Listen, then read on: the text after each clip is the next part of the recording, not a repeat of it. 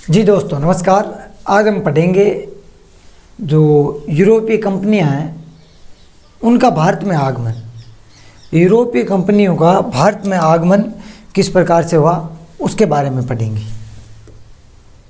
तो चलो देखते हैं।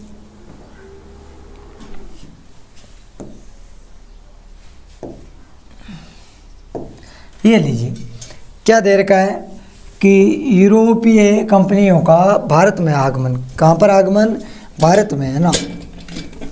यूरोपीय कंपनियों का भारत में आगमन। क्या आप जानते हैं, छोटी सी हेडलाइन दे रखी है आपके लिए, क्या आप जानते हैं कि किस देश की किसने खोज की? तो यहाँ दे रखा है ऑस्ट्रेलिया। हाँ, तो जेम्स कुक ने खोज की और कब? 1770 में। बाद में न्यूजीलैंड, तो न्यूजीलैंड का खोज करता है तास्मान, कब की? 1642। उसके बाद है केप ऑफ गॉड होप, है ना, केप ऑफ गुड होप है, तो इसका क्या है? वार्तोकोम, कब की? फिर है अमेरिका, तो अमेरिका की खोज किसने की? कोलंबस ने। किसने की? कोलंबस ने। ये कुछ आपके लिए थे। इसके बाद थोड़ा आगे लेते हैं। ये दे रखा है विश्व के देश किस प्रकार से, थोड़ा देख लेते हैं। ये कस्तूनिया, तुर्की, स्पेन, पुर्तगाल, और ये देखो वास्को डिगामा। वास्को डिगामा यहाँ से चला जा, यहाँ से निकलता है, केप ऑफ गॉड होप से चलता है और 1497 में कहाँ पहुँच जाता है? यूरोप की ओर। ये यूरोप से निकलता है, यहाँ आता है अमेरिका। फिर देखो अब्दुल माजिद था, जिसने किसकी सहायता की थी? आप बताओगे कमेंट बॉक्स में। जो भारत के एक क्षेत्र है, एक राज्य है केरल, केरल के तट पर आकर के वहाँ आता है, रुकता है और यहाँ से वापस जाते समय क्या ले जाता है? मसाले ले जाता है। तो उनके बारे में पढ़ेंगे हम आगे, लेकिन कमेंट बॉक्स में बताओ कि अब्दुल माजिद ने किसकी सहायता की थी, बताइए कमेंट बॉक्स में। उसके बाद थोड़े आगे चलते हैं। ये हमारे हाथ से हस्तलिखित नोट्स है।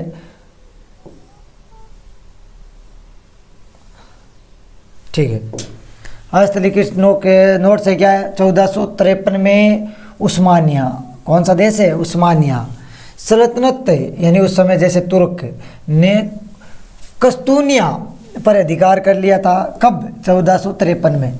और इससे यूरोप के साथ, यानी यूरोप के एशिया व दक्षिणी पूर्वी देशों के साथ व्यापार है वो बिल्कुल बंद हो गया था। यूरोप से एशिया में यहाँ पर सबसे ज़्यादा व्यापार किसका होता था? तो मसालों का होता था। किसका होता था? मसालों का।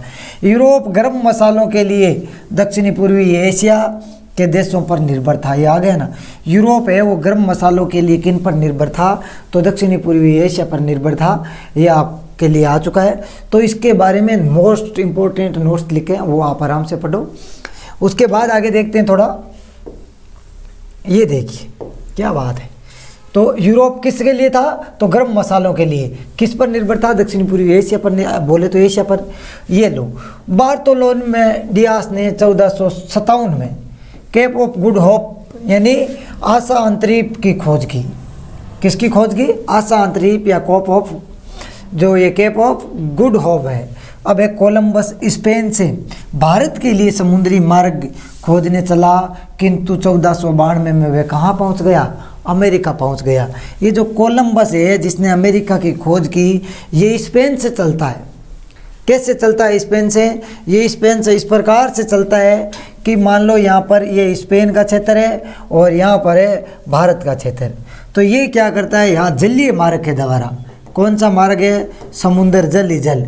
तो इसको आना तो था यहाँ से निकल करके और ऐसे, जबकि ये क्या है कि रास्ता भटकते भटकते भटकते भटकते बिल्कुल उल्टा चला गया और जा कर के कहा? अमेरिका, है ना। अमेरिका, जहाँ पर इसने देखा कि यहाँ तो काले और गोरे दोनों लोग पाए जाते हैं, तो अमेरिका को काला और गोरे लोगों का देश भी कहा जाता है।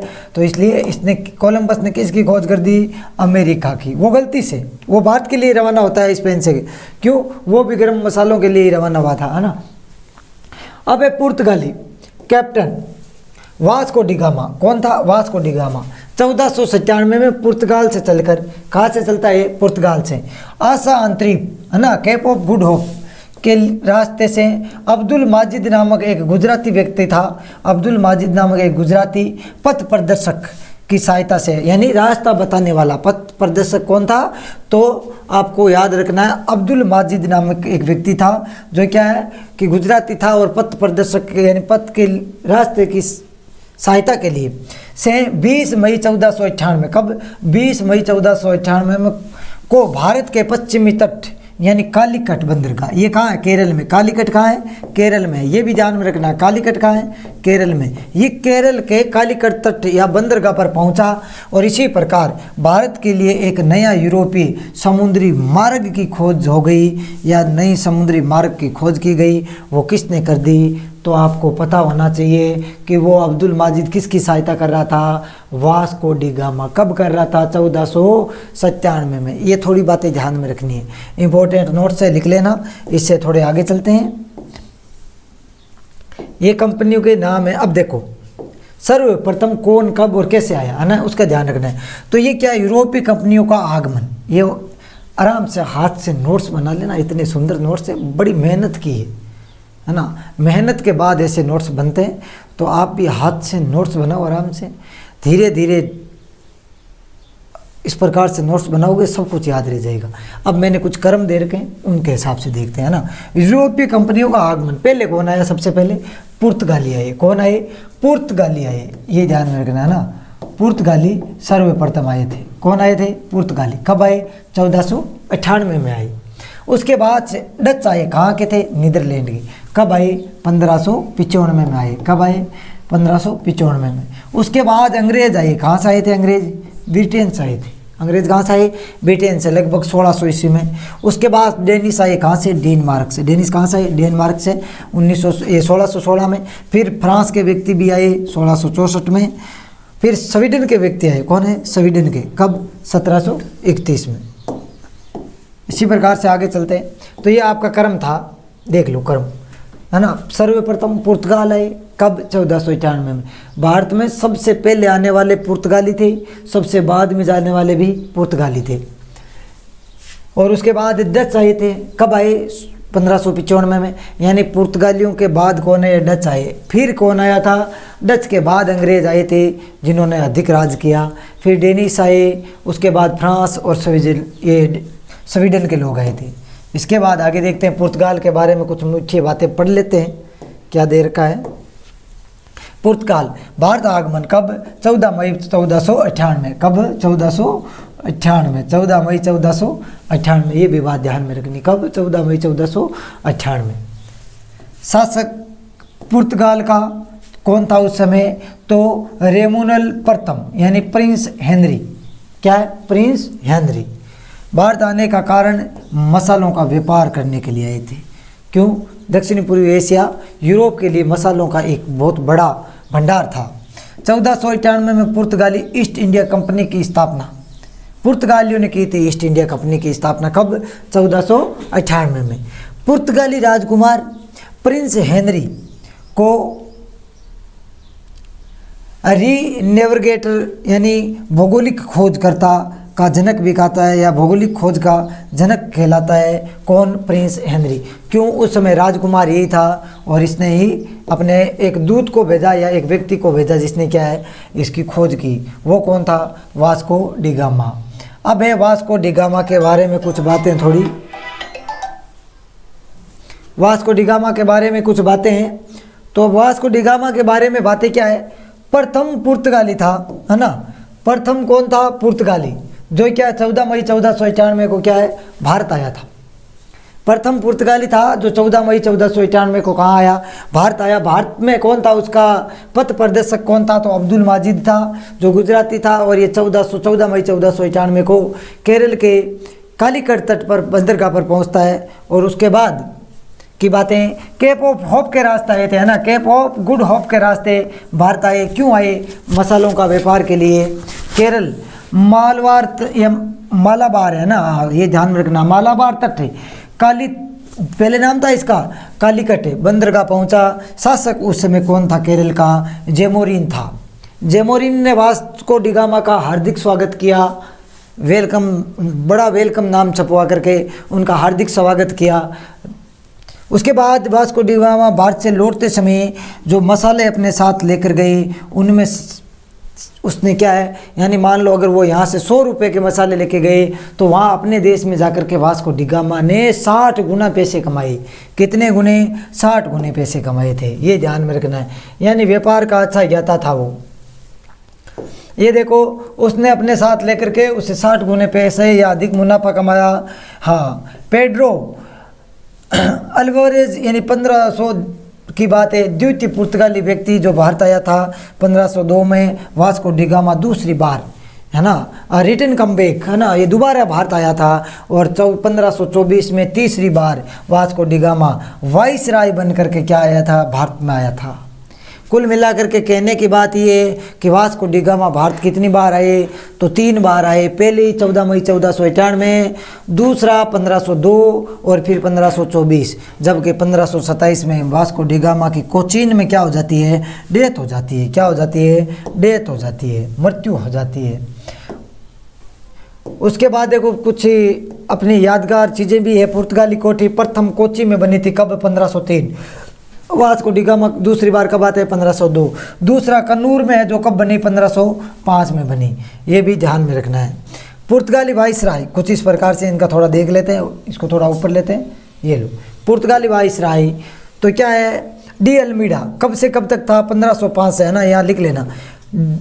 1505 से लेकर के 1509 तक कौन था? डी अम्लीडा, है ना, अल्मीडा था, है ना, अम्लीडो कौन है? अल्मीडा।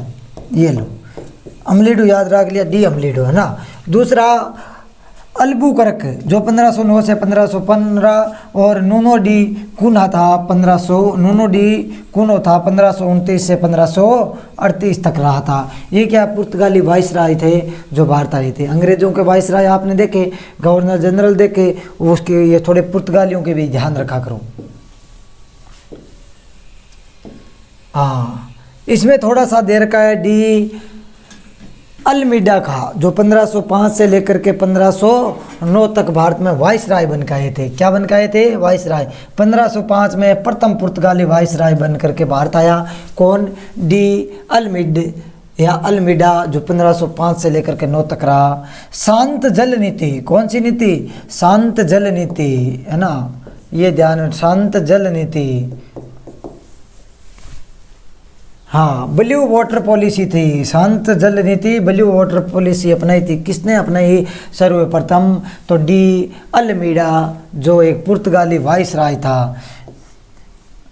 मिस्र प्लस तुर्की प्लस गुजरात के साथ शासक से युद्ध किया, जिसमें ये डी अल्मीडा विजय भी हुआ। उसके बाद अगले वाइसराय की बातें करती, इसकी इतनी इंपॉर्टेंट है।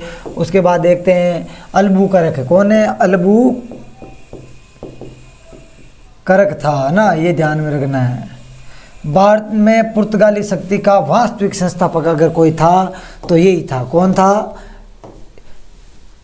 अब्दुल या फिर अल्बुकर्क। 1503 में ये कोचीन में पुर्तगाली कंपनी का प्रथम दुर्ग जो कोट्टी थी वो बनवाया था। किसने बनाया था? अल्बुकर्क ने। और गोवा जो 1510 में इसने गोवा को जीत लिया, और शासक था यूसुफ आदिल शाह। उस समय जब जीता तो ये कौन था? इसका गोवा का शासक है यूसुफ आदिल। इसके समय पुर्तगाली भारत की सबसे शक्तिशाली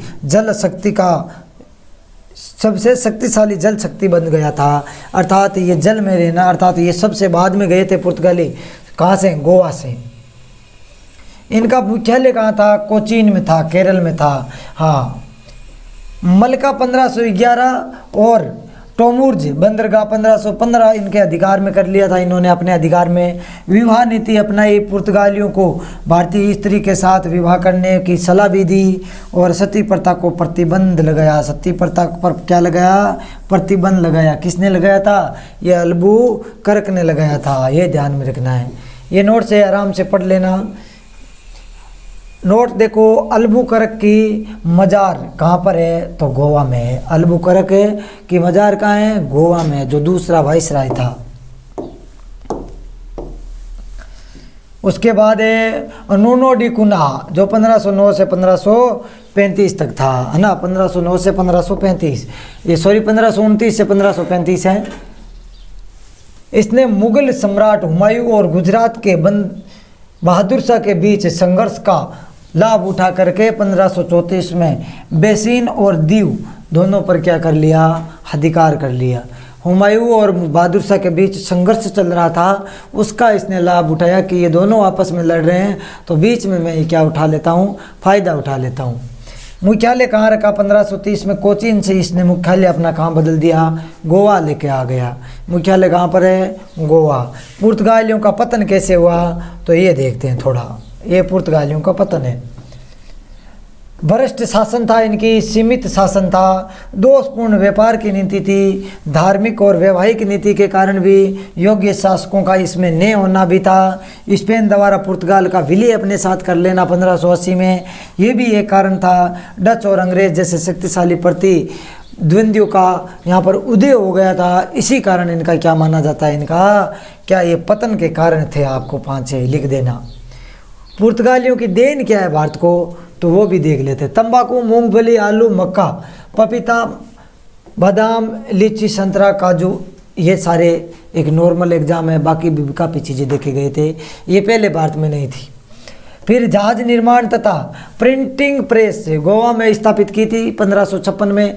तो ये क्या है, एक तो जहाज का निर्माण और प्रिंटिंग प्रेस जो गोवा की थी वो यहाँ थी। फिर क्या है, गोविक की स्थापना कला भी थी, यानी जो स्थापत्य कला है उसका भी यहाँ पर क्या है, अपना छाप छोड़ के गए।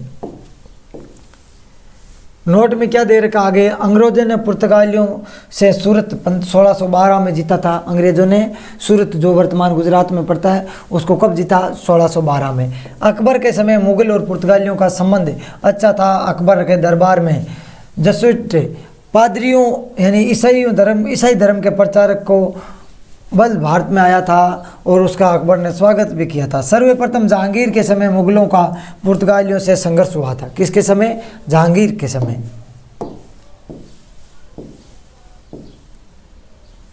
हाँ, फिर शाहजहाँ